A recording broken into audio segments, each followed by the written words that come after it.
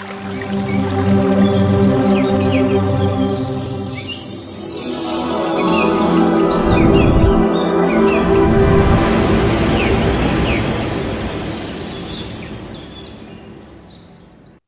Master, ಎಲ್ಲರಿಗೂ ಕೂಡ ಶುಭೋದಯ.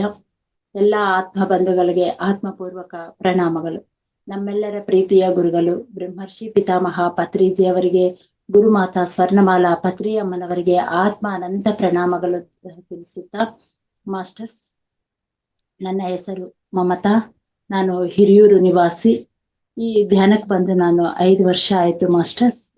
ಈ 5 ವರ್ಷಗಳಿಂದ ನನ್ನ ಜೀವನ ಹೇಗಿತ್ತು, ಧ್ಯಾನಕ್ಕಿಂತ ಮುಂಚೆ, ಧ್ಯಾನದ ನಂತರ, ಬಿಫೋರ್ ಆಫ್ಟರ್ ಮೆಡಿಟೇಷನ್, ಹೇಗೆ ನನ್ನ ಜೀವನ ಪಯಣ ನಡೆಯಿತು ಅನ್ನೋ ವಿಷಯದ ಬಗ್ಗೆ ಇವತ್ತು ನಾನು ನಿಮ್ಮೆಲ್ಲರ ಹತ್ರನೂ ಹಂಚಿಕೊಳ್ಳೋಕೆ ನಾನು ಇಷ್ಟಪಡ್ತಾ ಇದ್ದೀನಿ ಮಾಸ್ಟರ್ಸ್.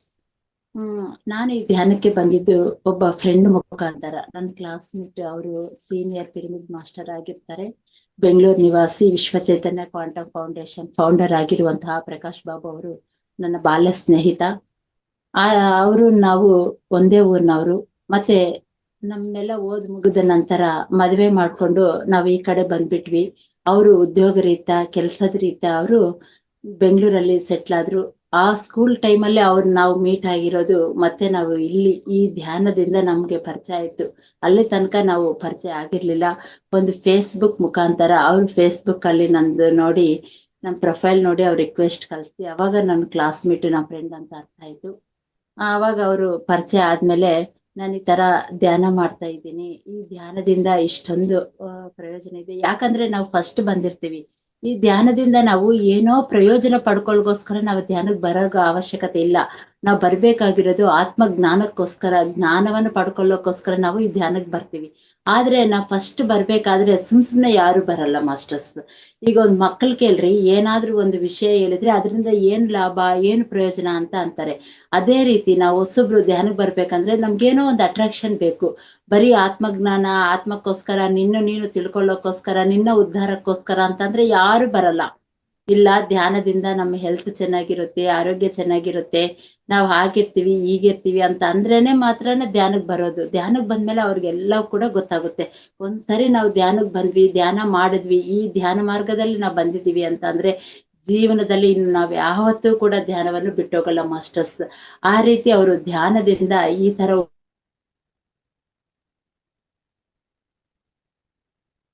ಮಾಡ್ಬೇಕು ಅನಿಸ್ತು. ಅದಕ್ಕಿಂತ ಮುಂಚೆ ನಮ್ ತಂದೆ ಅವರು ಒಬ್ಬ ಧ್ಯಾನಿಗಳು.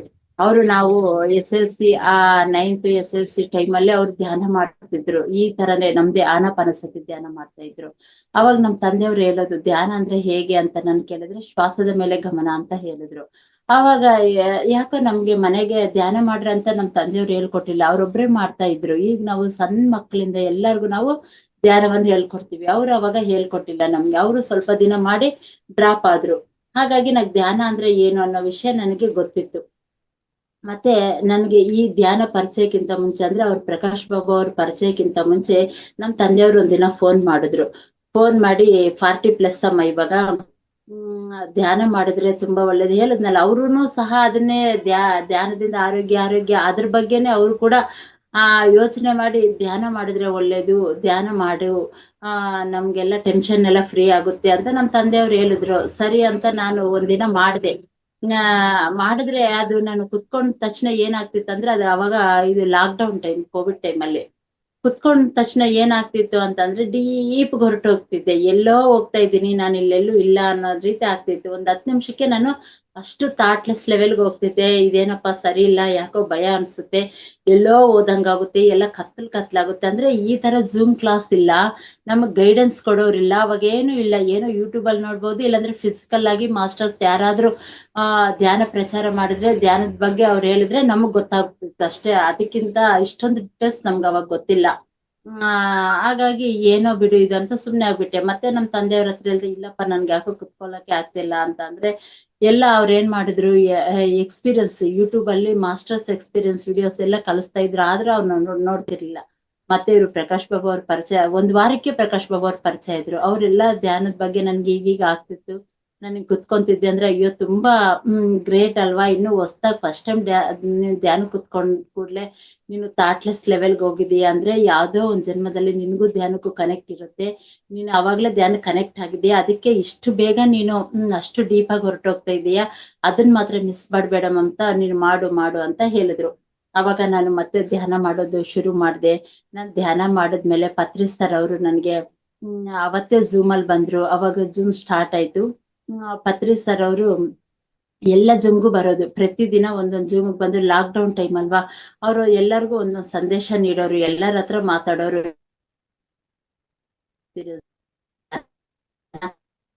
ಎಲ್ಲರ ಹತ್ರ ಮಾತಾಡೋರು. ಅವಾಗ ಪತ್ರಿ ಸರ್ ಬಂದ್ರು, ನನ್ ಧ್ಯಾನಕ್ ಬಂದ್ ಹೊಸ್ದಾಗಿ ಅವ್ರ ಹತ್ರ ಮಾತಾಡ್ದೆ.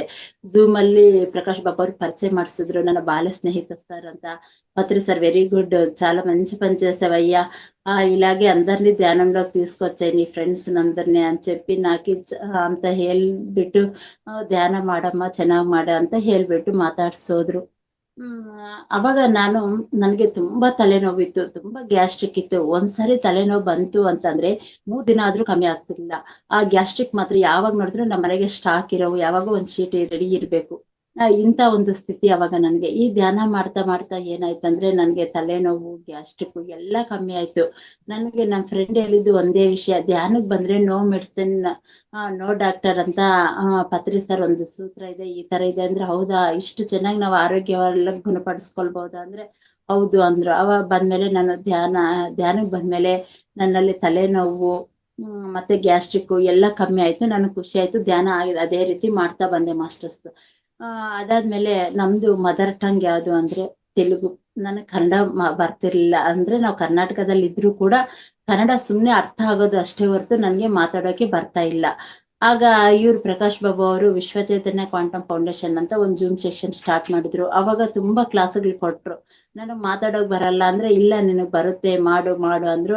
ಹಾಗೆ ನಾನು ಮಾಡ್ತಾ ಬಂದೆ. ಮತ್ತೆ ನಾನು ಕನ್ನಡ ಓದ್ತಾ ಇದ್ದೆ, ಅಂದ್ರೆ ಮಕ್ಳಿಗೆ ಹೇಳ್ಕೊಡ್ತಾ ಇದ್ದೆ. ಅಂದ್ರೆ ಯಾವ ರೀತಿ ಅಂದ್ರೆ ಸುಮ್ನೆ ಅಷ್ಟೇ. ಅದು ಕನ್ನಡ ಓದಿದ್ರೆ ಕನ್ನಡ ಅರ್ಥ ಮಾಡ್ಕೊಳಕ್ ಆಗ್ತಿರ್ಲಿಲ್ಲ, ಸುಮ್ನೆ ಮೈಂಡ್ಗೆ ಹತ್ತತಿರ್ಲಿಲ್ಲ, ಸುಮ್ನೆ ಓದಿದ್ದೀನಿ ಅನ್ನೋ ರೀತಿ ಇದ್ದೆ ನಾನು. ಇಲ್ಲಿ ಗೌರಿ ಸರ್ ಅವರು ನನ್ಗೂ ಪ್ರತಿದಿನ ತೆಲುಗು ಪುಸ್ತಕ ಕೊಡೋರು. ಲಾಕ್ ಡೌನ್ ಟೈಮ್ ಅಲ್ಲೆಲ್ಲ ಅದು ಅವಾಗ ಏನ್ ಅಷ್ಟೊಂದು ಮನೆಗೆ ಯಾರಿಗೂ ಕೆಲ್ಸ ಸುಮ್ನೆ ಮನೆಗೆ ಇರೋದು, ಎಲ್ಲೂ ಹೊರಗಡೆ ಹೋಗಂಗಿಲ್ಲ. ಅವ್ರು ಪರಿಚಯ ಮಾಡ್ಸಿದ್ರು ಗೌರಿ ಸರ್ ಅವ್ರನ್ನ ನನ್ನ ಫ್ರೆಂಡ್ ನಿಮ್ ಹಿರೂರಲ್ಲೇ ಇದ್ದಾರೆ, ಅವ್ರಿಗೆ ಹಿಂಗೆ ಧ್ಯಾನ ಹೇಳ್ಕೊಡ್ರಿ, ಧ್ಯಾನಕ್ಕೆ ಬಂದಿದ್ದಾರೆ ಅಂತ ಹೇಳಿದ್ರೆ ಆ ಸರ್ ಅವರು ಎಲ್ಲ ಫಾಲೋ ಆಗ್ತಾ ಇದ್ರು. ನನ್ಗೆ ತೆಲುಗು ಬುಕ್ಸ್ ಕೊಡೋರು. ಒಂದ್ ಬುಕ್ ಹೋದ್ಮೇಲೆ ಮತ್ತೆ ಅದು ಕೊಟ್ಟು ಇನ್ನೊಂದು ತೆಲುಗು ಬುಕ್ ಇಸ್ಕೊಂಡ್ ಬಂದು ಆ ತರ ನಾನು ಬುಕ್ಸ್ ಎಲ್ಲ ಓದ್ತಾ ಇದ್ದೆ. ಅದಾದ್ಮೇಲೆ ಗೌರಿ ಸರ್, ಮೇಡಮ್ ನನ್ನ ಹತ್ರ ತೆಲುಗು ಬುಕ್ ಎಲ್ಲ ಖಾಲಿ ಆದ್ವು, ಇರೋದು ಕನ್ನಡ ಬುಕ್ಸ್, ಬೇಕಾದ್ರೆ ಅವನ್ನೇ ಕೊಡ್ತೀನಿ ನೋಡ್ರಿ ಅಂದ್ರು. ಇಲ್ಲ ಸರ್ ನನಗ್ ಬರಲ್ಲ, ನನ್ಗೆ ಅರ್ಥ ಆಗಲ್ಲ ಸರ್ ನಾನು ಅಂತ ಅಂದೆ. ಸರಿ ಅಂತ ಒಂದಿನ ಹೀಗೇನೆ ಧ್ಯಾನ ಕುತ್ಕೊಂಡೆ. ಅವಾಗ ನಾನು ಪ್ರಕಾಶ್ ಬಾಬು ಅವ್ರ ಹತ್ರನು ಹೇಳ್ದೆ. ಅವಾಗ ಫಿಸಿಕಲ್ ಆಗಿ ಎಲ್ಲೂ ಕ್ಲಾಸ್ ಇರ್ತಿರ್ಲಿಲ್ಲ, ಏನು ಪ್ರೋಗ್ರಾಮ್ ಇರ್ತಿರ್ಲಿಲ್ಲ. ಅವಾಗ ನೋಡು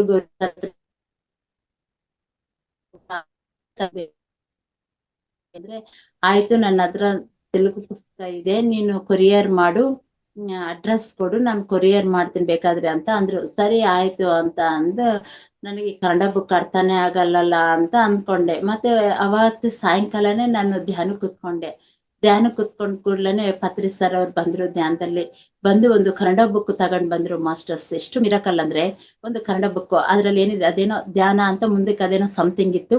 ಆ ಬುಕ್ ತಂದು ನನ್ ಕೈಯಲ್ಲಿ ಕೊಟ್ರು. ಸರ್ ಏನ್ చెయ్యాలి ನೀನು ಅಂದ್ರೆ ಅಂದ್ರೆ ಇದನ್ನ ಓದಮ್ಮ ಅಂದ್ರು, ಎಲ್ಲ ತೆಲುಗುನಲ್ಲೇ ಓದಮ್ಮ ಅಂದ್ರು. ಸರ್ ನನ್ ಕನ್ನಡ ಬರಲ್ಲ ಸರ್, ಓದಕ್ಕೆ ಬರಲ್ಲ ಸರ್, ಓದಿದ್ರು ನನ್ಗೆ ಅಷ್ಟೊಂದು ಅರ್ಥ ಆಗಲ್ಲ, ಏನೋ ಸಣ್ಣ ವರ್ಡ್ಸ್ ಆದ್ರೆ ಬರುತ್ತೆ, ಇವು ಅರ್ಥ ಆಗಲ್ಲ ಸರ್ ನನ್ಗೆ ಅಂದ್ರೆ. ಇಲ್ಲಮ್ಮ ಈಗ ಅರ್ಥ ಆಗುತ್ತೆ, ನೀನ್ ಓದು, ಇವಾಗ ಅರ್ಥ ಆಗುತ್ತೆ ಅಂತ ನನ್ ಕೈಯಲ್ಲಿ ಕೊಟ್ರು ಕನ್ನಡ ಬುಕ್. ಅಷ್ಟೇ ಮಾಸ್ಟರ್ಸ್. ಅದೊಂದೇ ನನಗ್ ನೆನಪಿದೆ. ಮತ್ತೆ ನಾನು ಅದನ್ನ ಮರ್ತೋಗಿದ್ದೀನಿ. ಈ ತರ ನನ್ ಧ್ಯಾನದಲ್ಲಿ ಇಂತ ಅನುಭವ ಆಯ್ತು ಅನ್ನೋ ವಿಷಯ ಕೂಡ ನಾನು ಮರ್ತೋಗಿದ್ದೀನಿ. ಆಮೇಲೆ ಮತ್ತೆ ನನ್ನ ಕ್ಲಾಸ್ಗಳು ಕಂಟಿನ್ಯೂ ಮಾಡ್ತಾ ಬಂದೆ. ಅವತ್ತಿಂದ ಹೇಗಾಯ್ತಂದ್ರೆ ನನ್ಗೆ ಕನ್ನಡ ತುಂಬಾ ಚೆನ್ನಾಗಿ ಮಾತಾಡೋಕ್ ಬಂತು. ಮತ್ತೆ ಎಲ್ಲ ಅರ್ಥ ಮಾಡ್ಕೊಂತಿದ್ದೆ, ಎಲ್ಲ ನೋಟ್ಸ್ ಎಲ್ಲ ಪ್ರಿಪೇರ್ ಮಾಡ್ತಿದ್ದೆ, ಕನ್ನಡ ಬುಕ್ ಅಲ್ಲಿ ನೋಟ್ಸ್ ಎಲ್ಲ ಪ್ರಿಪೇರ್ ಮಾಡ್ತಿದ್ದೆ.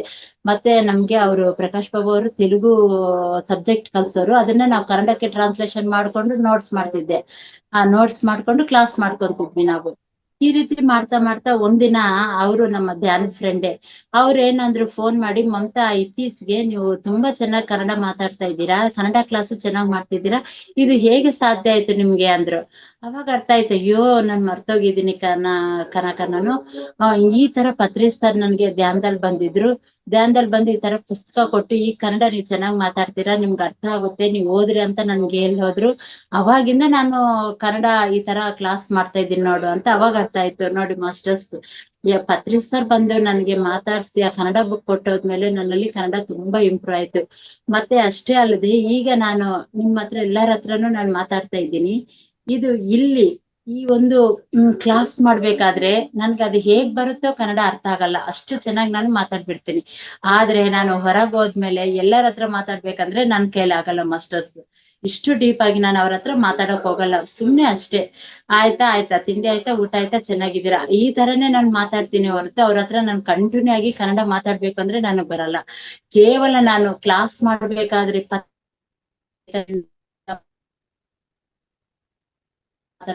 ಫ್ರೆಂಡ್ಸ್ ಇಲ್ಲೆಲ್ಲರೂ ಧ್ಯಾನದಲ್ಲಿರೋ ಫ್ರೆಂಡ್ಸ್ ಲೋಕಲ್ ಅಲ್ಲಿ ಎಲ್ಲರೂ ಇದ್ದಾರೆ, ಅವರು ಹಾಗೆ ಅಂತಾರೆ. ಎಷ್ಟೊಂದು ತೆಲುಗು ಕ್ಲಾಸ್, ತೆಲುಗು ಅಲ್ಲಿ ಮಾಸ್ಟರ್ಸ್ ಎಲ್ಲ ಮೈತ್ರೇಯದಲ್ಲಾಗಿರ್ಬೋದು, ವಿಶ್ವ ಚೈತನ್ಯಲ್ಲಿ ಆಗಿರ್ಬೋದು, ಎಲ್ಲನಾಗ್ಲಿ ತೆಲುಗುನಲ್ಲಿ ಮಾಸ್ಟರ್ಸ್ ಬಂದು ತೆಲುಗುನಲ್ಲಿ ಕ್ಲಾಸ್ ಮಾಡಿದ್ರೆ ನನ್ನ ಎಲ್ಲಾ ಕ್ಲಾಸ್ಗಳೆಲ್ಲ ಅವು ಕನ್ನಡಕ್ಕೂ ತುಂಬಾ ಕ್ಲಾಸ್ಗಳು ನಾನು ಟ್ರಾನ್ಸ್ಲೇಷನ್ ಮಾಡಿದ್ದೀನಿ ಫ್ರೆಂಡ್ಸ್. ಅವರು ಆ ಫ್ರೆಂಡ್ಸ್ ಅಂತಾರೆ ಧ್ಯಾನದಲ್ಲಿ ಇಲ್ಲಿರೋರು, ಅಕ್ಕ ನೀವು ಈಗ ಮಾತಾಡಂದ್ರೆ ನಮ್ಮ ಹತ್ರ ಮಾತಾಡೋಕೆ ನೀವು ಹಿಂದು ಮುಂದು ನೋಡ್ತೀರಾ, ಮತ್ತೆ ನೀವು ಕ್ಲಾಸ್ ಹೇಗ್ ಮಾಡ್ತೀರಾ, ತೆಲುಗು ಟ್ರಾನ್ಸ್ಲೇಷನ್ ಅಂದ್ರೆ ಅವಾಗ್ಲೇ ಅದು ಈಗ ಅದನ್ನ ಹೇಳಿದ್ರೆ ಹಿಂದೆನೆ ಹೇಳ್ಬೇಕು, ಅದಕ್ಕೇನ್ ಪ್ರಿಪೇರ್ ಆಗೋದಿರಲ್ಲ, ಯೋಚನೆ ಮಾಡೋ ಟೈಮು ಅಲ್ಲಿ ಇರಲ್ಲ, ಹಾಗೇನೆ ನೀವ್ ಹೇಳ್ಬಿಡ್ತೀರಲ್ಲ, ಅದು ಹೇಗೆ ಸಾಧ್ಯ ಅಂತಾರೆ.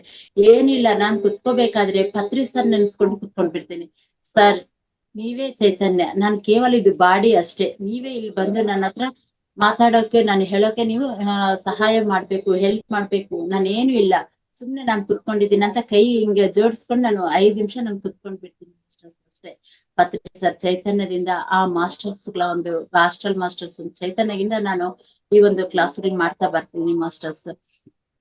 ಅದೇ ರೀತಿ ನನಗೆ ಒಂದ್ 2 years ಬ್ಯಾಕ್ ಆಕ್ಸಿಡೆಂಟ್ ಆಯ್ತು.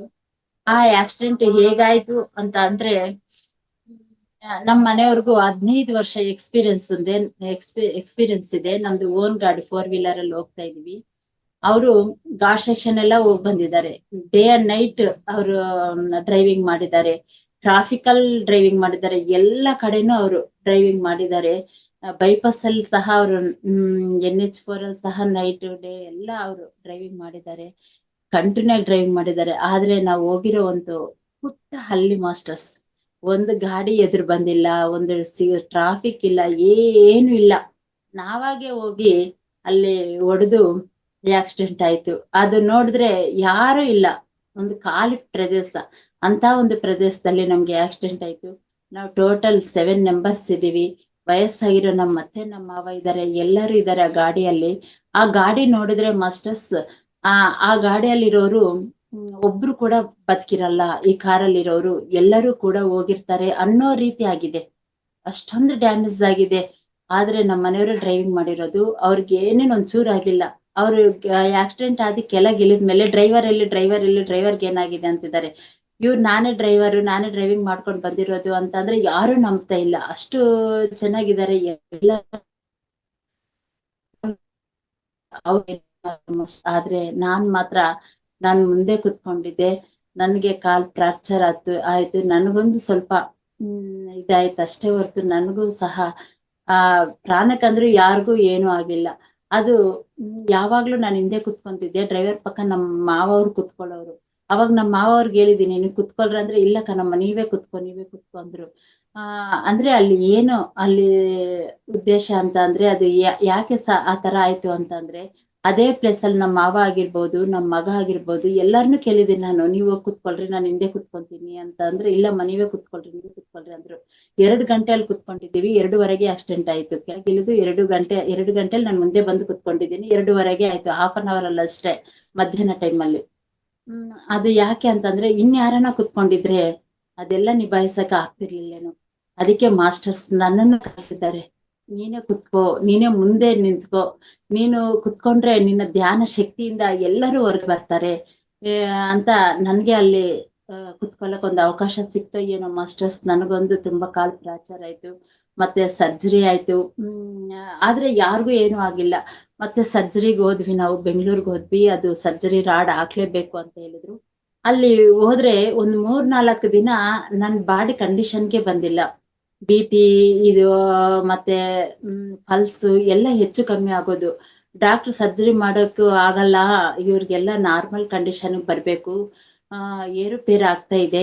ಈಗ ನಾರ್ಮಲ್ ಇರುತ್ತೆ, ಮತ್ತೆ ಸ್ವಲ್ಪ ಹೊತ್ತಿಗೆ ಜಾಸ್ತಿ ಆಗ್ತಾ ಇದೆ. ಸ್ವಲ್ಪ ಟೈಮ್ ಬೇಕಾಗುತ್ತೆ ಅಂತ ಅಂದ್ರು. 3 ದಿನ 4 ದಿನ ಆಯ್ತು ಅಲ್ಲೇ ಅಡ್ಮಿಟ್, ಅಲ್ಲೇ ಹಾಸ್ಪಿಟ್ಲಲ್ಲೇ ಇದ್ವಿ.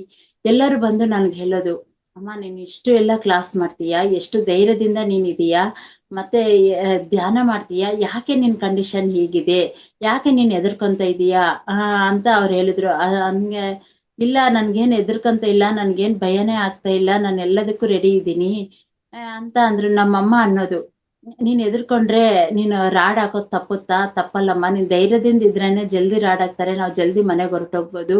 ನೀನ್ ಹೆದರ್ಕೋಬೇಡ, ನಿನ್ಗೆಲ್ಲ ಗೊತ್ತಲ್ಲ" ಅಂತ ಅನ್ನೋದು. ಸರಿ, ನಾನ್ ಹೆದರ್ಕಂತಾನೆ ಇಲ್ಲಮ್ಮ. ಯಾಕ್ ಹಿಂಗ್ ಆಗ್ತಾ ಇದೆ ನನ್ಗ್ ಅರ್ಥ ಆಗ್ತಾ ಇಲ್ಲ ಅಂತ. ಆದ್ರೆ ನಾನ್ ಧ್ಯಾನ ಮಾತ್ರ ಕಂಟಿನ್ಯೂ ಮಾಡ್ತಾ ಇದ್ದೆ ಮಾಸ್ಟರ್ಸ್. ಮಲ್ಕೊಂಡು ಡೇ ಅಂಡ್ ನೈಟ್ ನಾನು ಪ್ರತಿ ಕ್ಷಣ ಅದೇ ಸ್ಥಿತಿಯಲ್ಲಿ ಇರ್ತಾ ಇದ್ದೆ. ಮತ್ತೆ ಡಾಕ್ಟ್ರ್ ಹೇಳಿದ್ರು, "ನೋಡೋಣ ಇವತ್ತು ಚೆನ್ನಾಗಿದ್ರೆ ಇವತ್ ಮಾಡ್ತೀವಿ. ಇಲ್ಲಾಂದ್ರೆ ನಾಳಕ್ಕೆ ಸ್ವಲ್ಪ"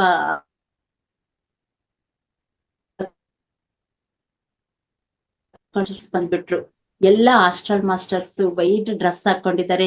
ಈ ತರ ಇಲ್ಲಿ ತನಕ ಗಡ್ಡ ಬಿಟ್ಕೊಂಡಿದ್ದಾರೆ. ಜಿಬ್ಬ ತರ ಹಾಕೊಂಡಿದ್ದಾರೆ. ಈ ತರ ಕೂದ್ಲೆಲ್ಲ ಬಿಟ್ಕೊಂಡಿದ್ದಾರೆ. ತುಂಬಾ ಜನ, ಅಂದ್ರೆ ತುಂಬಾ ಜನ ಮಾಸ್ಟರ್ಸ್ ಬಂದ್ಬಿಟ್ರು ಸುತ್ಲು. ಅವ್ರು ಬಂದ ಕೂಡ್ಲೆ ನನಗ್ ಖುಷಿ ಆಯ್ತು. ಏನೋ ಒಬ್ರು ಮಾಸ್ಟರ್ಸ್ ಬಂದು ಅದು ಏನೋ ಅದೇನ್ ಟ್ಯಾಬ್ಲೆಟ್ ಇರ್ಬೋದೋ ಏನೋ ಇರ್ಬೋದೋ ಗೊತ್ತಿಲ್ಲ, ನನ್ ಬಾಯಾಗ ಹಾಕುದ್ರು ಒಬ್ರು. ಅಷ್ಟೇ, ಅದು ನೆನ್ಪೈತೆ. ಮತ್ತೆ ಅಷ್ಟೊತ್ತಿಗೆ ಮಕ್ಳು ಎಬ್ಬರಿಸ್ಬಿಟ್ರು, "ಅಮ್ಮ ಡಾಕ್ಟ್ರು ಬಂದಿದ್ದಾರೆ" ಅಂತ. ಅಲ್ಲಿ ತನಕ ನನಗ್ ನೆನ್ಪೈತೆ.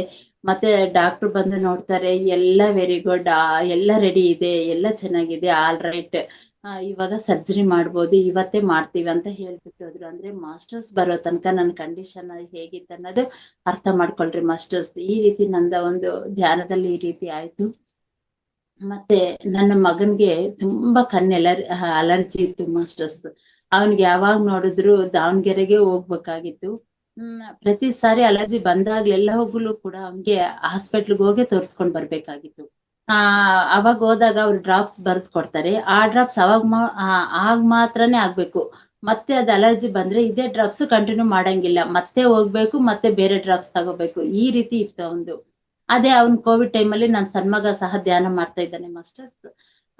ಅವನು ನಾನು ಕುತ್ಕೊಂಡ್ ಧ್ಯಾನ ಮಾಡ್ತಿದ್ವಿ. ಅವಾಗ ತುಂಬಾ ಉರಿ ಇತ್ತು ಅವನಿಗೆ. ನನ್ಗೆ ತುಂಬಾ ಉರಿ ಇದೆ ಅಂದ್ರೆ ಅವಾಗ ಬಸ್ ಇಲ್ಲ, ಹಾಸ್ಪಿಟ್ಲ್‌ಗೆ ಅಂದ್ರೇನೆ ಭಯ, ಹೋಗೋಕ್ ಭಯ.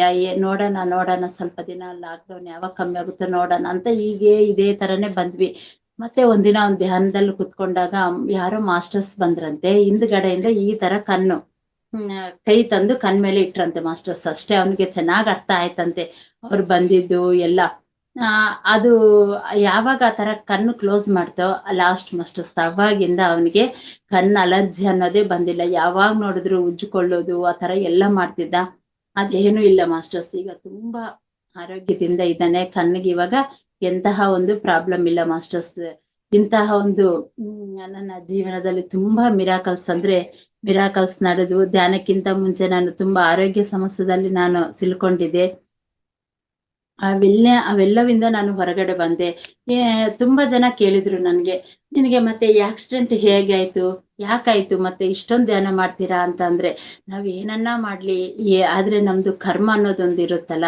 ನಾವು ಯಾವ್ದೋ ಜನ್ಮದಲ್ಲಿ ಮಾಡ್ಕೋಬೇಕು ಮಾಸ್ಟರ್ಸ್. ಅದೇ ಧ್ಯಾನಕ್ಕೆ ಬಂದಿದ್ರಿಂದ, ನಾನು ಧ್ಯಾನದಲ್ಲಿ ಇರೋದ್ರಿಂದ ನಾನು ಕೇವಲ ಒಂದು ಕಾಲ್ಗೊಂದು ನನ್ಗೊಂದು ಆ ತರ ಆಯ್ತೇ ಹೊರತು ಯಾರಿಗೂ ಏನು ಆಗಿಲ್ಲ. ಇಲ್ಲ ಅಂತ ಅಂದ್ರೆ ಅದು ಎಷ್ಟೊಂದು ಡೇಂಜರ್ ಆಗೋದು. ಎಂತ ಒಂದು ಪ್ಲೇಸ್ ಗೊತ್ತಾ? ಅಲ್ಲಿ ಆಕ್ಸಿಡೆಂಟ್ ಆಗಿರೋ ಯಾರು ಕೂಡ ಹೊರಗಡೆ ಬಂದಿಲ್ಲಂತೆ, ಯಾರು ಬಂದಿಲ್ಲ ಅಂತ ಹೇಳ್ತಾರೆ ಮಾಸ್ಟರ್ಸ್. ಅಂತ ಸ್ಥಿತಿಯಿಂದ ನಾನು ಹೊರಗಡೆ ಬಂದಿದ್ದೀನಿ ಅಂದ್ರೆ ಈ ಧ್ಯಾನ ಶಕ್ತಿಯಿಂದಾನೇ ನಾನು ಹೊರಗಡೆ ಬಂದಿದ್ದೀನಿ. ಅದು ಕಾಲೋತ್ತ ಸಹ ಯಾಕಾಯ್ತಂದ್ರೆ ನಾನು ಯಾವ್ದೋ ಒಂದು ಪ್ರಾಣಿಗೆ, ಒಂದು ಜೀವಿಗೆ, ಒಂದು ಮೂಕ ಪ್ರಾಣಿ ಆಗಿರ್ಬೋದು, ಮನುಷ್ಯರಿಗೆ ಆಗಿರ್ಬೋದು, ನಾನೇನೋ ಒಂದು ಕಾಲು ಅವ್ರು ಮುರಿದಿರೋದು ಏನೋ ಒಂದು ಮಾಡಿರ್ತೀನಿ. ಹಾಗಾಗಿ ಈ ಜನ್ಮದಲ್ಲಿ ಅದನ್ನ ನಾನು ಆ ಕರ್ಮವನ್ನು ನಾನು ಅನುಭವಿಸ್ತಾ ಇದ್ದೀನಿ ಹೊರತು ಇದು ಯಾರು ಹೊಣೆ ಅಲ್ಲ ಮಾಸ್ಟರ್ಸ್. ಮತ್ತೆ ನಾನು ಎಷ್ಟೋ ಒಂದ್ಸಲಿ ನನ್ನ ಜೀವನ ಹಾಗಿದೆ ಹೀಗಿದೆ ಅಂತ ನಾನು ಎಷ್ಟೊಂದ್ಸಲಿ ಅನ್ಕೊಂತಿದ್ದೆ ಮಾಸ್ಟರ್ಸ್. ಇನ್ನೂ ಆಗಿರ್ಬೋದು, ಇನ್ನ ಬೆಟರ್ ಇರ್ಬೇಕಾಗಿತ್ತು ನನ್ನ ಜೀವನ ಅಂತ ನಾನು ಎಷ್ಟೊಂದ್ಸಲಿ ಅನ್ಕೊಂಡೆ. ಆದ್ರೆ ಅದೆಲ್ಲ ಸಾಧ್ಯ ಅಲ್ಲ. ಇದೆಲ್ಲವೂ ಕೂಡ ನಾವು ಡಿಸೈನ್ ಮಾಡ್ಕೊಂಡು ಬಂದಿರುವಂತಹ ಒಂದು ಜೀವನ ಮಾಸ್ಟರ್ಸ್. ಇದಕ್ಕೆ ಯಾರು ಕೂಡ ಹೊಣೆ ಇಲ್ಲ. ಯಾಕಂದ್ರೆ ಇದು ನಾನು ಈ ವಿಷಯ ಯಾಕೆ ಹೇಳ್ತಾ ಇದ್ದೀನಿ ಅಂತ ಅಂದ್ರೆ ತುಂಬಾ ಜನ ಅದು ಬೇರೆ ಹೆಣ್ಮಕ್ಳಿಗೆ ಈ ಒಂದು ಕ್ವಶನ್ ತುಂಬಾ ಇರುತ್ತೆ ಮಾಸ್ಟರ್ಸ್. ಯಾಕಂದ್ರೆ ನನ್ನ ಮದ್ವೆ ಆಗಿ 20 ವರ್ಷಗಳಿಂದ ನಾನು ಈ ವಿಷಯ ನನ್ಗೆ ಯಾವಾಗ್ಲೂ ಈ ಪ್ರಶ್ನೆ ನನ್ನನ್ನ ಕಾಡ್ತಾ ಇತ್ತು. ನಾನು ಹೀಗಿರ್ಬೇಕಾಗಿತ್ತು ಅಂತ. ಇದು ಪ್ರತಿಯೊಬ್ಬ ಹೆಣ್ಮಕ್ಳಲ್ಲಿ ಇದಂತ ಕಾಮನ್ ಆಗಿ ಬರುತ್ತೆ.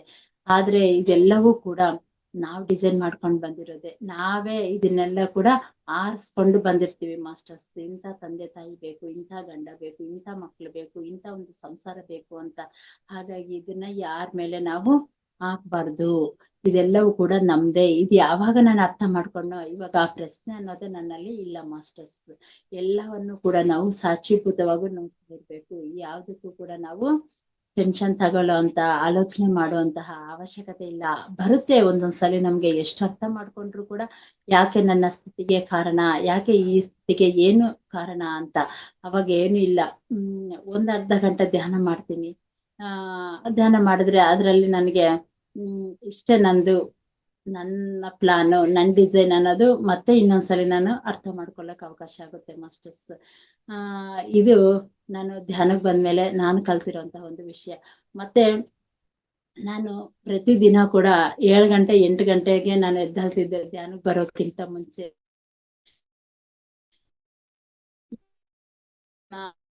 6 ಗಂಟೆ ಜೂಮ್ ಸೆಕ್ಷನ್ ಎಲ್ಲ ನನ್ನ ಕಲ್ಸ್ಕೊಡೋರು. ಎದ್ದಲ್ರಿ, ಧ್ಯಾನ ಮಾಡ್ರಿ, ಜೂಮ್ ಜಾಯಿನ್ ಆಗ್ರಿ ಅಂತ ಧ್ಯಾನ ಬಂದು ಹೊಸ್ದಾಗಿ. ಇದೇನಪ್ಪ ಇದು, ನಾನು ಸುಮ್ನೆ ಇದ್ದಿದ್ರೆ ಚೆನ್ನಾಗಿರೋದು. ಅವ್ರ ಪರಿಚಯ ಯಾಕಾಯ್ತು, ಧ್ಯಾನ ಅವ್ರು ಯಾಕೆ ಪರಿಚಯ ಮಾಡ್ಸಿದ್ರು, ಆರಾಮಾಗಿ 7 ಗಂಟೆ ತನಕ ನಾನು ಚೆನ್ನಾಗಿ ನಿದ್ದೆ ಮಾಡ್ತಿದ್ನಲ್ಲ, ಇವಾಗ ನನಗೆ ನಿದ್ದೆ ಇಲ್ವಲ್ಲ ಅಂತ ನಾನು ತುಂಬಾ ಫೀಲ್ ಆಗ್ತಿದ್ದೆ ಮಾಸ್ಟರ್ಸ್. ಧ್ಯಾನಕ್ಕೆ ಬಂದ್ಮೇಲೆ 4 ಗಂಟೆಗೆ ನಿದ್ದೆನೆ ಕಮ್ಮಿ ಬಿಡ್ರಿ ಎದ್ದಲ್ಲದು ಅನ್ನೋದು ಒಂದು ರೂಢಿ ಆಯ್ತು. ಮತ್ತೆ ಯಾವಾಗಂದ್ರೆ ಅವಾಗ್ಲೇ ಕ್ಲಾಸ್ಗಳು ಮಾಡೋಕು ನಾವು ತುಂಬಾ ರೆಡಿ ಆಗಿದ್ದೀವಿ ಮಾಸ್ಟರ್ಸ್. ಈಗ ಎದ್ದಾಗ ಸರ್ 5 ಗಂಟೆ ಫೋನ್ ಮಾಡಿ ಮೇಡಮ್ ಕ್ಲಾಸ್ ಮಾಡ್ಬೇಕಾಗಿತ್ತು 5:15 ಅಂದ್ರೆ ಆಯ್ತು ಸರ್. ಅಷ್ಟೇ 10 ನಿಮಿಷದಲ್ಲಿ ನಾವು ಮಾಸ್ಟರ್ಸ್ ಏನ್ ಮಾಡ್ತೀವಿ ಅಂದ್ರೆ ನಮ್ ಕೆಲ್ಸ ಏನಿರುತ್ತೋ, ನಮ್ಮ ಒಂದು ಕರ್ತವ್ಯ ಏನೋ ನಾವು ಮಾಡ್ತೀವಿ ಮಾಸ್ಟರ್ಸ್. ಎಂತ ಸ್ಥಿತಿಯಲ್ಲಾದ್ರೂ ನಾವು ಇಲ್ಲ ಅನ್ನೋಕ್ಕಾಗಲ್ಲ. ಏನೋ ಒಂದು ಫುಲ್ ಟೈಟ್ ಶೆಡ್ಯೂಲ್ ಆಗಿರ್ಬೋದು, ಇಲ್ಲಾಂದ್ರೆ ಇನ್ನು ಬೇರೆ ಏನೋ ಸ್ಥಿತಿಯಲ್ಲಿದ್ದಾಗ ಮಾತ್ರ ನಮ್ಗೆ ಮಾಡೋಕ್ಕಾಗಲ್ಲ ಅಂತ ನಾವ್ ಅಂತೀವಿ ಹೊರತು, ಎಮರ್ಜೆನ್ಸಿ ಹೀಗಿದೆ ಅಂತ ಅಂದ್ರೆ ನಾವು ಫ್ರೀ ಇದ್ರೆ ಹಿಂದೆನೆ ನಾವು ಮಾಡ್ಬಿಡ್ತೀವಿ ಮಾಸ್ಟರ್ಸ್. ನಾನು ಆಕ್ಸಿಡೆಂಟ್ ಆದಾಗ್ಲೂ ಸಹ ಅಷ್ಟೇ ತುಂಬಾ ಕ್ಲಾಸ್ಗಳು ಮಾಡಿದೆ. ಎಲ್ಲರೂ ಹೇಳೋದು, ಮೇಡಮ್ ನೀವು ಆಕ್ಸಿಡೆಂಟ್ ಅವಾಗ ಕಾಲ್ ಚೆನ್ನಾಗಿರ್ಲಿಲ್ವಾ, ಸರ್ಜರಿ ಆಗಿತ್ತಾ, ಹಾಗೆ ಮಾಡಿದ್ರ ಅಂತ. ಅದು ಅರ್ಥನೇ ಆಗಲ್ಲ ಮಾಸ್ಟರ್ಸ್.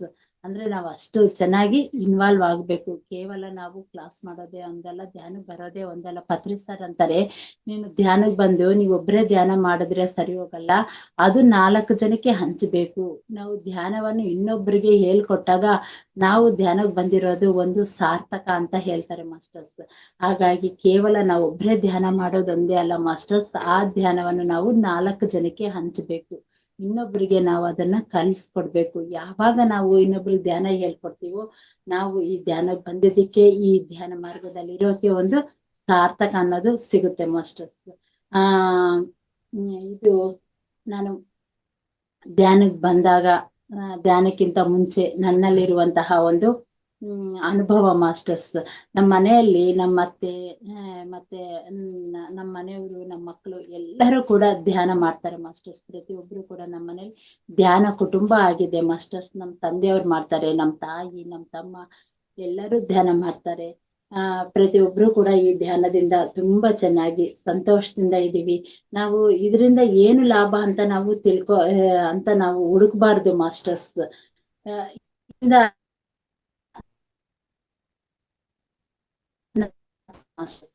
ಒಂದ್ಸರಿ ನಾನು ಧ್ಯಾನಕ್ ಬಂದು ಹೊಸ್ದಾಗೆ ನಮ್ ಮಗ ಒಂದು ಕೆಲ್ಸಕ್ ಹೋಗ್ತಿದ್ದ.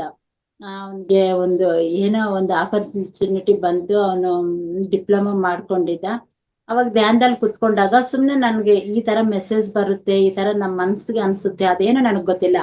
ಅವನು ಕುತ್ಕೊಂಡ್ ಕೂಡ್ಲೆ ನನ್ಗೆ ಅದು ಸರಿ ಇಲ್ಲ, ಆ ಜಾಬ್ ಸರಿ ಇಲ್ಲ. ನಾನು ಕೇಳ್ಕೊಂಡೂನು ಇಲ್ಲ, ಆ ಜಾಬ್ ಸರಿ ಆಯ್ತಾ ಇಲ್ವಾ, ನನ್ಗೆ ಮೆಸೇಜ್ ಕೊಡ್ರಿ, ನನ್ಗೆ ಅದು ಕೊಡ್ರಿ, ಇದು ಕೊಡ್ರಿ ಅಂತ ನಾನು ಏನು ಅಂದ್ಕೊಂಡಿಲ್ಲ. ಇವತ್ತು ಸಹ ಅಷ್ಟೇ, ನಾನು ಏನು ಕೇಳ್ಕೊನಲ್ಲ ಮಾಸ್ಟರ್ಸ್. ನನ್ಗೆ ಏನ್ ಇಷ್ಟ ಆಗುತ್ತೆ, ನನ್ ಮನ್ಸ್ಗೆ ಏನ್ ಬರುತ್ತೋ ಅದನ್ನೇ ನಾನು ಮಾಡ್ತೀನಿ ಹೊರ್ತು ನಾನು ಯಾವತ್ತು ಯಾವ ಮೆಸೇಜ್ಗೂ ನಾನು ನೋಡಲ್ಲ. ಅವಾಗ ಸುಮ್ನೆ ಕುತ್ಕೊಂಡಿದ್ದೆ. ನನ್ಗೆ ಅದೇ ಬಂತು, ಈ ಕೆಲ್ಸ ಸರಿ ಇಲ್ಲ, ಈ ಜಾಬ್ ಸರಿ ಇಲ್ಲ, ಅಲ್ಲಿ ಸಕ್ಸಸ್ ಆಗಲ್ಲ ಅಂತ ನನಗ್ ಬಂತು. ಆದ್ರೂ ಕೂಡ ನಾನು ಹೇಳಿದ್ರೆ ಮನೆಗ್ ಒಪ್ಪಲ್ಲ. ನೀನ್ ಅದೇ ಎಲ್ಲ ನಿಂದು ಅದು ಇದು, ಅವನೇನೋ ಕೆಲ್ಸಕ್ ಹೋಗ್ತಾನಂದ್ರೆ ನೀನ್ ಬೇಡ ಬೇಡ ಅಂತೀಯ, ನಿನ್ ಮೆಸೇಜ್ ಇವೆಲ್ಲ ಪಕ್ಕಕ್ಕಿಡು ಅಂತ ಅಂತಾರೆ. ಹಾಗಾಗಿ ನಾನು ಯಾರ ಹತ್ರನು ಹೇಳ್ಕೊಂಡಿಲ್ಲ. ಸರಿ ಅಂತ ಅವ್ನ್ ಕಲ್ಸ್ಕೊಟ್ಟೆ. ಆದ್ರೆ ಅವನಲ್ಲಿ ಒಂದ್ 2 ತಿಂಗ್ಳುನು ಇರ್ಲಿಲ್ಲ. ಅಂದ್ರೆ ಲಾಸ್ ಏನಾಗಿಲ್ಲ, ಅವ್ನ್ಗೆ ಅದು ಕೆಲ್ಸ ಅಡ್ಜಸ್ಟ್ ಆಗಿಲ್ಲ, ಆ ಪ್ಲೇಸ್ ಸರಿ ಇಲ್ಲ. ಅವ್ನ್ ವಾಪಸ್ ಬಂದು ಇನ್ನೊಂದ್ ಕೆಲ್ಸಕ್ ಸೇರ್ಕೊಂಡ. ಆ ರೀತಿ ನಮ್ಗೆಲ್ಲ ಅದನ್ನೇ ಮುಂದಕ್ಕೆ ದಾರಿ ತೋರಿಸುತ್ತೆ ಮಾಸ್ಟರ್ಸ್. ನಾವೇನು ಕೇಳ್ಕೊಲ್ಲ, ಅವಶ್ಯಕತೆ ಇಲ್ಲ, ಏನು ಇಲ್ಲ. ನಮ್ಗೇನ್ ಬೇಕೋ ಅದನ್ನ ನೀಡುತ್ತೆ, ನಮ್ಗೇನ್ ಬೇಡವೋ ಅದನ್ನ ಕೊಡಲ್ಲ. ನಾವ್ ಅಂದ್ಕೊಂತೀವಿ ನನ್ಗೆ ಆ ಕೆಲ್ಸ ಆಗಿಲ್ಲ, ಈ ಕೆಲ್ಸ ಆಗಿಲ್ಲ, ನಾನ್ ಅನ್ಕೊಂಡಿದ್ದಾಗಿಲ್ಲ ಅಂತ. ಅದು ನಮ್ಗೆ ಸರಿ ಹೋಗಲ್ಲ, ಅದು ನಮ್ದಲ್ಲ. ಹಾಗಾಗಿ ಆ ಕೆಲ್ಸ ನಮ್ಗೆ ಸಿಗಲ್ಲ, ಅದು ನಮ್ಗೆ ಬರಲ್ಲ. ಒಂದು ವಸ್ತುವಾಗಿರ್ಬೋದು, ಏನನ್ನ ಒಬ್ಬ ಮನುಷ್ಯ ಆಗಿರ್ಬೋದು, ಒಂದು ವ್ಯಕ್ತಿ ಆಗಿರ್ಬೋದು, ಯಾರಾದ್ರೂ ಅಷ್ಟೇ. ಅದಕ್ಕೂ ನಮ್ಗೂ ಋಣಾನು ಸಂಬಂಧ ಇಲ್ಲ, ಅದಕ್ಕೂ ನಮ್ಗೂ ಕನೆಕ್ಟಿವಿಟಿ ಇಲ್ಲ ಅಂದ್ರೆ ಅದೇನು ಕೂಡ ನಮ್ಗೆ ನಮ್ಮ ಹತ್ರಕ್ಕೆ ಬರಲ್ಲ ಮಾಸ್ಟರ್ಸ್. ನಮ್ದಾಗಿರೋದು ಮಾತ್ರ ನಮ್ಮನ್ ಬಿಟ್ಟು ಹೋಗೋಕು ಸಾಧ್ಯ ಇಲ್ಲ. ಮಾಸ್ಟರ್ಸ್ ಇದು ನನ್ನ ಒಂದು ಧ್ಯಾನದ ಅನುಭವ. ನಾನು ತಿಳ್ಕೊಂಡಿರುವಂತಹ ಒಂದು ವಿಷಯ. ಇದು ನಿಮ್ಮ ಎಲ್ಲರ ಹತ್ರನು ನಾನು ಶೇರ್ ಮಾಡ್ಕೊಳ್ಳಿಕ್ಕೆ ನಾನು ತುಂಬಾ ಇಷ್ಟಪಡ್ತೀನಿ. ನನ್ಗೆ ತುಂಬಾ ಸಂತೋಷ ಆಗ್ತಾ ಇದೆ ಮಾಸ್ಟರ್ಸ್. ನನಗೆ ಈ ಅವಕಾಶ ಕೊಟ್ಟಿರುವಂತಹ ರನ್ನ ಸರ್ ಅವ್ರಿಗೂ, ಮಹೋತ್ತರ ಫೌಂಡೇಶನ್ ಅವ್ರಿಗೂ ಕೂಡ ತುಂಬ ಹೃದಯದ ಧನ್ಯವಾದಗಳು. Thank you masters, thank you. Thank you madam, thank you so much, ಧನ್ಯವಾದಗಳು. ಯಾಕಂದ್ರೆ ನಾನು ಮೇಡಮ್ಗೆ 5 ಗಂಟೆಗೆ ಫೋನ್ ಮಾಡಿದೆ. ಮೇಡಮ್ ಈ ತರ ಅನುಭವ ಹಂಚಿಕೆ ಇದೆ, ದಯವಿಟ್ಟು ಬನ್ನಿ ಅಂತ. 5:10 ಫೋನ್ ಮಾಡಿದೆ. ಯಾಕೆ ನಿನ್ನೆ ಫೋನ್ ಮಾಡ್ಬೇಕಾಯ್ತು, ಸ್ವಲ್ಪ ಹೆಚ್ಚು ಕೆಲಸಗಳ ಒತ್ತಡಿಯಿಂದ ನಾನು ಮಾಡೋಕ್ಕೆ ಸಾಧ್ಯವಾಗಿಲ್ಲ. ಆದರೂ ಮೇಡಮ್, ಅದೇ ನಾನು ಹೇಳಿದೆಲ್ಲ, ಯಾವಾಗಲೂ ನಾವು ಹೇಳ್ತಾ ಇರ್ತೀವಿ, ಪಿರಮಿಡ್ ಮಾಸ್ಟರ್ ಅಂದರೆ ಎಲ್ಲದಕ್ಕೂ ರೆಡಿ ಇರ್ತಾರೆ. ಅದು ಅರ್ಥ ಮಾಡ್ಕೋಬೇಕು. ಈಗ ಮೇಡಮ್ ಅವರ ಪ್ರತಿಕ್ರಿಯೆಯಿಂದ ನಾವು ಅರ್ಥ ಮಾಡ್ಕೋಬೇಕಾಗತ್ತೆ. ಇವತ್ತು 5:10 ಕೇಳಿದ ಮೇಲೆ 5:30 ಬಂದು ಕ್ಲಾಸ್ ಮಾಡ್ತಾ ಇದ್ರು ಅವರು. ಅರ್ಥ ಆಯ್ತಾ ಮಾಸ್ಟರ್ಸ್? ಸೊ ಸ್ನೇಹಿತರೆ, ಇದು ನಾವು ಅರ್ಥ ಮಾಡಿಕೊಂಡು ಈ ರೀತಿಯಲ್ಲೇ ಪ್ರತಿಯೊಬ್ಬರು ಎಲ್ಲದಕ್ಕೂ ಸಿದ್ಧವಾಗಿರ್ಬೇಕು. ಯಾವುದಕ್ಕೂ ನೋ ಅಂತ ಆ ಪದ ಬರಬಾರ್ದು. ಯಾವುದಕ್ಕೂ ನೋ ಅಂತಂದ್ರೆ ಯಾವುದೇ ವಿಷಯ ಇನ್ನೊಬ್ರಿಗೆ ಉಪಯೋಗ ಆಗಲ್ಲ ಅಂದ್ರೆ ಅದಕ್ಕೆ ನೋ ಅಂತೇಳಿ. ಯಾವುದೇ ವಿಷಯ ಎಲ್ಲರಿಗೂ ಉಪಯೋಗ ಆಗತ್ತೆ ಅಂತಂದ್ರೆ ಅವಾಗ ನಾವು ಎಸ್ ಅಂತ ನಿಂತ್ಕೋಬೇಕು. That is called pyramid master. ಅದು ಇವತ್ತು ಮೇಡಮ್ ಅವ್ರ ಪ್ರತಿಕ್ರಿಯೆಯಿಂದ ನಾವು ಅರ್ಥ ಮಾಡ್ಕೊಂಡಿದ್ವಿ. ಅವರ ನೋಡಿ, ಈಗ ಬಂದು ಕ್ಲಾಸ್ ತಗೊಂಡರು, ಅವರ ಜೀವನ ಪರಿವರ್ತನೆ ಎಂತ ಅದ್ಭುತವಾದ ರೀತಿಯಲ್ಲಿ ಹಂಚ್ಕೊಂಡಿದ್ರು. ಅವರ ಜೀವನ ಪರಿವರ್ತನೆ ನೋಡಿದರೆ, ಒಂದು ಅವರ ಆಕ್ಸಿಡೆಂಟ್ ಆಗಲಿ, ಅದಕ್ಕೆ ಮುಂಚೆ ಕನ್ನಡ ಕಲಿದಿಲ್ಲ, ಆದ್ರೂ ಕನ್ನಡದಲ್ಲಿ ಕ್ಲಾಸಸ್ ಎಷ್ಟು ಚೆನ್ನಾಗಿ ಮಾಡ್ತಾರೆ ಗೊತ್ತಾ, ತುಂಬ ಮೆಚ್ಚುವಾಗಿ ಮಾಡ್ತಾರೆ. ಯಾಕಂದರೆ ನಾವು ಎಷ್ಟೋ ಕ್ಲಾಸಸ್ ಕೊಟ್ಟಿದ್ವಿ ಮೇಡಮ್ಗೆ. ನಾನು ಹೇಳ್ಬೇಕಂದ್ರೆ ಈ 21 ದಿನಗಳ ಈ ಕನ್ನಡ ಕಾರ್ಯಕ್ರಮ ಮಧ್ಯಾಹ್ನ ಮಾಡಿದ್ವಿ. ಅದಕ್ಕೆ ಮುಂಚೆ ಸ್ವಲ್ಪ ಟೈಮ್ ಆ ಕಡೆ ಮೊದಲನೇ ಕ್ಲಾಸು ಆವಾಗ ಮೇಡಮ್ ಜೊತೆಗೆ ಮಾಡಿದ್ವಿ. ಆಮೇಲೆ ತೆಲುಗಲ್ಲಿನೂ ಅಷ್ಟೇ, ತೆಲುಗಲ್ಲಿನೂ ಮೇಡಮು ಶುರು ಮಾಡಿದ್ದು, ಮೇಡಮ್ನೇ ಶುರು ಮಾಡಿದ್ದೆ ನಾನು 21 ದಿವಸ ಕಾರ್ಯಕ್ರಮ ತೆಲುಗು. ಈಗ ಅದು ಎಲ್ಲಿಗೆ ಹೋಗಿದೆ ಅಂದರೆ ಆಲ್ಮೋಸ್ಟು 14 ಬ್ಯಾಚಸ್ ಕಂಪ್ಲೀಟ್ ಮಾಡಿ ಈಗ 365 ದಿವಸಗಾಗಿ ರೂಪಾಂತರ ತಗೊಂಡಿದೆ. ಅದು ಅಂದರೆ ರೂಪ ಚೇಂಜ್ ಮಾಡ್ಕೊಂಡಿದೆ. ಆ ರೀತಿಯಲ್ಲಿ ಮೊದಲನೇ ಕ್ಲಾಸು, ಮೊದಲನೇ ಬ್ಯಾಚು 15 ದಿವಸ ಮಾಡಿದ್ವಿ. ಅದಕ್ಕೂ ಇವರೇ ರೂಪಕರ್ತ ಅವಾಗ ಮಾಡಿದ್ದು. ಮೇಡಮ್ಗೊಂದ್ಸರಿ ಧನ್ಯವಾದಗಳು ಮತ್ತು ಕ್ಲಾಪ್ಸ್ ಎಲ್ಲರೂ. ಆ ರೀತಿಯಲ್ಲಿ ಸ್ನೇಹಿತರೆ, ಪ್ರತಿಯೊಂದಕ್ಕೂ ಸಿದ್ಧವಾಗಿರ್ಬೇಕು. ಯಾವಾಗ ಕರೆದರೆ ಬರ್ತಾರೆ, ಯಾವಾಗ ಈ ಥರ ಸಹಾಯ ಬೇಕಂದ್ರೆ ಮಾಡ್ತಾರೆ. ಆ ರೀತಿಯಲ್ಲಿ ಇರ್ಬೇಕು ಮಾಸ್ಟರ್ಸ್. ಅದೇ ನಾವು ಪಿರಮಿಡ್ ಮಾಸ್ಟರ್ ಅಂದರೆ ಆ ರೀತಿಯಲ್ಲಿ ನಿಂತ್ಕೋಬೇಕಾಗತ್ತೆ. ಸೊ ಆ ಥರ ತೆಲುಗು ಕ್ಲಾಸು ಸ್ಟಾರ್ಟ್ ಆಗಿ ತೆಲುಗು 365 ದಿವಸ ಶುರು ಆಗಿದೆ ಆಲ್ರೆಡಿ ಈ ಜನವರಿ ತಿಂಗಳಿಂದ. ಅದೇ ರೀತಿಯಲ್ಲಿ ಕನ್ನಡ ಕ್ಲಾಸು ಅಷ್ಟೇ, ಎಷ್ಟೋ ಕನ್ನಡ ಕ್ಲಾಸಸ್ ಮೇಡಮ್ ಮಾಡಿದರು ಈ ವೇದಿಕದಲ್ಲಿ. ಸೊ ಪ್ರತಿಯೊಂದೂ ತುಂಬಾ ಚೆನ್ನಾಗಿ ಮಾಡ್ತಾರೆ ನೋಡಿ. ಕನ್ನಡ ಗೊತ್ತೇ ಇಲ್ಲ ಅಂತದ್ದು ಕನ್ನಡ ಕಲಿತು ಇಷ್ಟು ಚೆನ್ನಾಗಿ ಮಾಡಿದ್ರು ಅದೊಂದು. ಆಮೇಲೆ ಆಕ್ಸಿಡೆಂಟ್ ಆಗುವಾಗ ನಾವು ನೋಡಿದ್ವಿ ಅವರ ಅನುಭವಗಳು ಅಲ್ವಾ. ಆ ರೀತಿಯಲ್ಲಿ ಹಾಸ್ಟೆಲ್ ಮಾಸ್ಟರ್ ಸರ್ಜರಿ ಮಾಡೋದಾಗ್ಲಿ, ಹಾಸ್ಟೆಲ್ ಮಾಸ್ಟರ್ ಸಹಾಯ ಆಗಲಿ, ಎಲ್ಲ ಧ್ಯಾನ ಮಾಡೋರಿಗೆ ಪ್ರತಿಯೊಂದು ಯಾವುದೇ ಹೆಚ್ಚು ತೀವ್ರತೆ ಇದ್ದ ಕರ್ಮ ಕಡಿಮೆ ಪ್ರಮಾಣದಲ್ಲಿ ಕಡಿಮೆ ತೀವ್ರತೆಯಲ್ಲಿ ಅದು ಒಟ್ಟೋಗುತ್ತೆ. ಅದು ಧ್ಯಾನದ ಲಾಭ, ಅರ್ಥ ಮಾಡ್ಕೊಳ್ಳಿ. ಸೊ ಈಗ ಎಲ್ಲರೂ ಯಾರ್ಯಾರು ನಿಮ್ಮ ಅನುಭವಗಳು ಹಂಚ್ಕೊಂಡು, ಇಲ್ಲಾಂದ್ರೆ ನಿಮ್ಮ ಪ್ರಶ್ನೆಗಳು ನಿಮ್ಮ ಮನಸ್ಸಿಗೆ ಇದ್ರೆ ದಯವಿಟ್ಟು ಹ್ಯಾಂಡ್ ರೈಸ್ ಮಾಡಿ ಮಾತಾಡಿ. ಮೇಡಮ್ ಮಲ್ಲಪ್ಪ ಅವ್ರೆ ಮಾತಾಡಿ. ನಮಸ್ತೆ ಗುರುಜಿ, ನಮಸ್ತೆ ಮಮತಾ ಮೇಡಮ್, ನಮಸ್ತೆ ಎಲ್ಲ ಆತ್ಮ ಬಂಧುಗಳಿಗೆ. ಎಲ್ಲರಿಗೂ ನನ್ನ ಅನಂತ ಕೋಟಿ ನಮನಗಳು. ನಿಜಕ್ಕೂ ಒಂದು ಮೇಡಮ್ನವ್ರು ಏನು ಹಂಚ್ಕೊಂಡ್ರು ಇಲ್ಲಿವರೆಗೂ ತಾವು ಧ್ಯಾನಕ್ಕೆ ಬಂದ ಅನುಭವ ಅದ್ಭುತವಾಗಿತ್ತು. ಅವರ ಸ್ವಂತ ಅನುಭವನ ಇಲ್ಲಿ ಶೇರ್ ಮಾಡಿದ್ರಲ್ಲಿ ಮೊದಲನೇದಾಗಿ ಅವರ ಗೆಳೆಯ ಪ್ರಕಾಶ್ ಬಾಬುರವರ ಮೂಲಕ ಧ್ಯಾನಕ್ಕೆ ಬಂದದ್ದು, ಆನಂತರ ತಮ್ಮ ತಂದೆ ಧ್ಯಾನಕ್ಕೆ ಪ್ರೇರಣೆ ನೀಡಿದ್ದು, ಅದಾದ್ಮೇಲೆ ಈ ರೀತಿ ಧ್ಯಾನದಲ್ಲಿದ್ದಾಗ ಅಪಘಾತ ಆಗಿದ್ದು, ಆಮೇಲೆ ಅಪಘಾತದಲ್ಲಿ ಅವರನ್ನು ಹೊರತುಪಡಿಸಿ ಉಳಿದವರೆಲ್ಲ ಸೇಫ್ ಆಗಿದ್ದಿದ್ದು, ಆನಂತರ ಅವ್ರ ಕಾಲು ಮುರ್ಕೊಂಡ್ಬಿಟ್ಟು ಅದನ್ನ ಒಂದು ಸರ್ಜರಿ ಆದ ಬಗೆ, ಅಂದ್ರೆ ಹಾಸ್ಟೆಲ್ ಮಾಸ್ಟರಿಂದ ಅದು ಸರ್ಜರಿಯಾಗಿ ಕಾಲು ಚೆನ್ನಾಗಾಯ್ತು ಅನ್ನೋದು. ಆನಂತರ ಅವರು ತೆಲುಗು ಭಾಷೆಯವರಾಗಿದ್ರು, ಕನ್ನಡವನ್ನು ಕಲೀಲಿಕ್ಕೆ ಧ್ಯಾನಕ್ಕೆ ಕುಳಿತಾಗ ಪತ್ರಿಜಿ ಅವರು ಬಂದು ಪುಸ್ತಕವನ್ನು ಕೊಟ್ಟು ಅವರಿಗೆ ಭಾಷೆಯನ್ನು ಕಲೀಲಿಕ್ಕೆ ಪ್ರೇರಣೆ ನೀಡಿದ್ದು. ಅದಾದ್ಮೇಲೆ ಅವರು ಕನ್ನಡವನ್ನ ಸುಲಲಿತವಾಗಿ ಕಲಿತು ಆಮೇಲೆ ಅನೇಕ ತರಗತಿಗಳನ್ನ ಕೊಡ್ತಾ ಇರೋದು, ಜೊತೆಗೆ ತಮ್ಮ ಮಗನ ಅನಾರೋಗ್ಯ ಸ್ಥಿತಿ ಅಲರ್ಜಿ ಪರಿಹಾರ ಆಗಿದ್ದು ಕೂಡ ಒಬ್ಬ ಹಾಸ್ಟೆಲ್ ಮಾಸ್ಟರಿಂದ ಅಂತ ಕೇಳ್ಬಿಟ್ಟು ಒಟ್ಟಾರೆ ಎಲ್ಲದಕ್ಕೂ ಇದು ಧ್ಯಾನನೇ ಪರಿಹಾರ ಅಂತ ಹೇಳಿದ್ರು. ಎಲ್ಲರೂ ಕೂಡ ಧ್ಯಾನ ಮಾಡಿ, ಧ್ಯಾನದಿಂದ ನಿಮ್ಮೆಲ್ಲಾ ಸಮಸ್ಯೆಗಳು ಪರಿಹಾರ ಆಗ್ತವೆ, ಜೊತೆಗೆ ನೀವು ಕೂಡ ಒಂದು ಉನ್ನತ ಸ್ಥಿತಿಗೆ ಹೋಗ್ತೀರಿ ಅನ್ನೋದನ್ನ ಬಹಳ ಅದ್ಭುತವಾಗಿ ತಿಳಿಸಿರು ತಮ್ಮ ಸ್ವಂತ ಅನುಭವದ ಮೂಲಕ. ಅವಕಾಶಕ್ಕಾಗಿ ಧನ್ಯವಾದ guruji. Thank you so much. Thank you sir. ಪ್ರತಿಯೊಂದು ವಿಷಯನೂ ನೀವು ನೋಟ್ ಮಾಡ್ಕೊಂಡು ಎಷ್ಟು ಚೆನ್ನಾಗಿ ಇದು ಎಷ್ಟು ಶ್ರದ್ಧೆಯಿಂದ ನೀವು ಕ್ಲಾಸ್ ಕೇಳಿದೀರಾ ಅಂದ್ರೆ ಇದೆ ಸರ್, ಅರ್ಥ ಆಯ್ತು ಸರ್ ನೀವು. Thank you sir, thank you. ಪ್ರತಿಯೊಬ್ರು ಕೂಡ ಪ್ರತಿಯೊಂದು ವಿಷಯನ ಅರ್ಥ ಮಾಡ್ಕೊಂಡ್ರೆ ಪ್ರತಿಯೊಬ್ಬರಲ್ಲಿ ಕೂಡ ಅದು ಪರಿವರ್ತನೆ ಅನ್ನೋದು ಬಂದೇ ಬರುತ್ತೆ sir. Thank you sir. Thank you madam, thank you. So ಒಂದು ಪ್ರತ್ಯೇಕ ಈ ಶನಿವಾರ ಕಾರ್ಯಕ್ರಮದಲ್ಲಿ ಈಗ ತಮ್ಮ ಅನುಭವ ಹಂಚಿಕೆ ಈಗ ಆದಾದ್ಮೇಲೆ ಈ ಅನಿಸಿಕೆ ಆದ್ಮೇಲೆ ಒಂದು ಎಕ್ಸಾಮ್ ಶುರು ಆಗುತ್ತೆ ನಮ್ಮ ವೇದಿಕೆಯಲ್ಲಿ. ಈಗ ಈ 365 ದಿವಸಗಳ 2024 ಕಂಪ್ಲೀಟ್ ಮಾಡಿದ ಮೇಲೆ ಜನವರಿ 31 ಕಂಪ್ಲೀಟ್ ಆಯಿತು. ಮತ್ತೆ ಈಗ ಫೆಬ್ರವರಿ 1 ಏನು ಮಾಡ್ತಾ ಇದ್ವಿ ಅಂದರೆ ಪ್ರತಿ ಶನಿವಾರ ಮೊದಲನೇದಾಗಿ ಧ್ಯಾನ ಮಾಡಿ ಆಮೇಲೆ ಒಂದು ಸೀನಿಯರ್ ಮಾಸ್ಟರ್ ಅನುಭವ ಶೇರಿಂಗ್ ಆದಮೇಲೆ ತಕ್ಷಣವೇ ಎಕ್ಸಾಮ್ ಬರೀತಾ ಇದ್ವಿ ಮೇಡಮ್. ಒಂದು ಎಕ್ಸಾಮ್ ಇಟ್ಕೊಂಡಿದ್ವಿ. ಆ ಎಕ್ಸಾಮನ್ನು ಕಂಡಕ್ಟ್ ಮಾಡೋದು ಮಲಪ್ ಸರ್. ಈಗ ತಮ್ಮ ಜೊತೆಗೆ ಮಾತಾಡಿದ್ರಲ್ಲ, ಮಲಪ್ ಸರೇ ಕಂಡಕ್ಟ್ ಮಾಡ್ತಾರೆ ಎಕ್ಸಾಮ್. ತುಂಬ ಚೆನ್ನಾಗಿ ಕಂಡಕ್ಟ್ ಮಾಡ್ತಾರೆ. ಅವರ ಪ್ರಶ್ನೋತ್ತರ ನೋಡಿದರೆ ಸೊ ಅದ್ಭುತವಾಗಿದೆ. ಸೊ ಆ ಪ್ರಶ್ನೋತ್ತರ ಒಂದ್ಸಲ ನಿಮ್ಗೆ ತೋರಿಸ್ತೀನಿ ನೋಡಿ. ಪ್ರಶ್ನೆ ನೋಡಿ ಹೇಗಿರ್ತದೆ ಅಂತ ಅದ್ಭುತ ರೀತಿಯಲ್ಲಿ ಅವ್ರು ತಯಾರು ಮಾಡ್ತಾರೆ. ಇದು ಪ್ರಶ್ನೆ ಪತ್ರಿಕೆ ಮೇಡಮ್.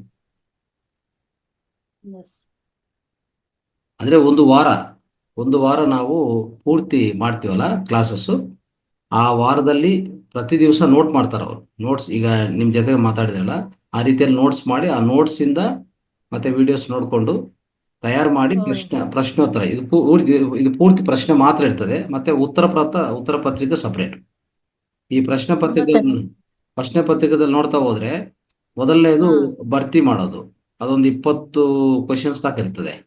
ಆಮೇಲೆ ಎರಡನೇದು ಮಲ್ಟಿಪಲ್ ಚಾಯ್ಸ್, ಎರಡನೇದು ನೋಡ್ಕೊಳ್ಳಿ. ಆಮೇಲೆ ಮೂರನೇ ಸೆಕ್ಷನ್ ಬಂದು ತಪ್ಪು ಸರಿ ಅಂತ ಗುರುತಿಸೋದು. 4ನೇದು ಮ್ಯಾಚ್ ದ ಫಾಲೋಯಿಂಗ್. ನೋಡ್ಬೋದು ಟೋಟಲ್ 60 ಕ್ವಶನ್ ಮೇಡಮ್. ಈ ರೀತಿಯಲ್ಲಿ ಲಾಸ್ಟ್ ವೀಕಿಂದ ಶುರು ಮಾಡಿದ್ವಿ. ಈ 365 2025 ಈ ಸೆಷನಲ್ಲಿ ಈ ಪ್ರೋಗ್ರಾಮಿಂದ ಶುರು ಮಾಡ್ಕೊಂಡಿದ್ವಿ. ಸೊ ಪ್ರತಿಯೊಂದು ದಿವಸ ಒಂದೊಂದು 5-6 ಕ್ವಶನ್ಸ್ ರೆಡಿ ಮಾಡಿರ್ತಾರೆ. ಕೊನೆಯದಾಗಿ ಫ್ರೈಡೇ ಈವ್ನಿಂಗ್ ಎಲ್ಲ ಇದು ಕಳ್ಸಿಕೊಡ್ತಾರೆ ಅವರು. ಇಲ್ಲ, ತುಂಬಾ ಚೆನ್ನಾಗಿದೆ ಸರ್. ನಾವು Yes. ತುಂಬಾ ಸುಮ್ನೆ ಕ್ಲಾಸ್ ಮಾಡಿ ಬಿಡೋದಲ್ಲ, ಅವ್ರಿಗೆ ಇದು ಎಲ್ಲಿ ತನಕ ಅರ್ಥ ಮಾಡ್ಕೊಂಡಿದ್ದಾರೆ, ಅವ್ರಿಗೆ ಏನೇನು ಅರ್ಥ ಆಗಿದೆ ಅನ್ನೋದು ಇದ್ರಲ್ಲಿ ಅರ್ಥ ಆಗುತ್ತೆ ಸರ್. ತುಂಬಾ ಚೆನ್ನಾಗಿದೆ ಸರ್. Yes madam. ಅದು ಅದಕ್ಕೂ ನಾವೆಲ್ಲರೂ ನಮ್ಮ ಮಲ್ಲಪ್ಪ ಸರ್ಗೂ ಧನ್ಯವಾದ ತಿಳಿಸ್ಬೇಕು. ಯಾಕಂದ್ರೆ ಅವ್ರು ಇಷ್ಟು ಹೌದು ಸರ್. ಶ್ರಮ ತಗೊಂಡು ಈ ರೀತಿಯಲ್ಲಿ ರೆಡಿ ಮಾಡ್ತಾ ಇದೆ ಮೇಡಮ್. ಹ್ಮ್. ಎಸ್. ಸೊ ಸ್ನೇಹಿತರೆ, ಇನ್ನು ಮಾಸ್ಟರ್ಸ್ ಮಾತಾಡ್ಬೋದು ಮೇಡಮ್ ಜೊತೆಗೆ. ನಿಮ್ಮ ಅನಿಸಿಕೆ ಕೊಡಿ, ಯಾರ್ಯಾರು ಈಗ ಕೇಳಿಸ್ಕೊಂಡಿದ್ರು ಅನುಭವವನ್ನು. ನಮಸ್ತೆ ಮೇಡಮ್, ತುಂಬಾ ಅದ್ಭುತವಾದ ನಿಮ್ಮ ಒಂದು ಅಂದ್ರೆ ಸಾಧನೆ ಅಂತ ಹೇಳ್ಬೋದು. ಧ್ಯಾನದಿಂದನೇ ನೀವೆಲ್ಲ ಪಡ್ಕೊಂಡಿದ್ದೀರಾ ಅಂತ ಆಂತರಿಕವಾಗಿ ತುಂಬಾ ಬದಲಾವಣೆಯನ್ನು ಮಾಡ್ತಾರೆ. ಅದ್ರಲ್ಲೂ ನಿಮ್ದು ಕನ್ನಡ ನೋಡಿದ್ರೆ ಅಷ್ಟು ಖುಷಿ ಆಗುತ್ತೆ ಮೇಡಮ್. ನಾವು ಕನ್ನಡದವರು ಅಷ್ಟು ಸ್ಪಷ್ಟವಾಗಿ ಮಾತಾಡ್ತೀವೋ, ಇಲ್ಲ ನೀವು ತೆಲುಗುವಿಂದ ಬಂದು ಕನ್ನಡ ಗೊತ್ತೇ ಆಗಲ್ಲ. ನಾನಂತೂ ಕನ್ನಡದವರೇ ಅಂತ ಅನ್ಕೊಂಡಿದ್ದೀನಿ, ನೀವು ಹೇಳಿದ್ಮೇಲೆ ಗೊತ್ತಾಯ್ತು, ಅಷ್ಟು ಸ್ಪಷ್ಟವಾಗಿದೆ.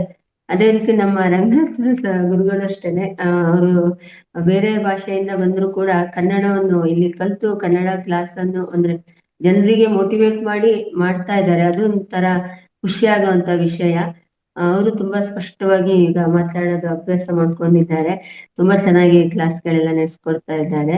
ಅದಕ್ಕೆ ನಮ್ಗೆ ತುಂಬಾ ಖುಷಿ ಆಗುತ್ತೆ ಮೇಡಮ್. ನಿಮ್ದು ಕನ್ನಡ ತುಂಬಾ ಚೆನ್ನಾಗಿದೆ.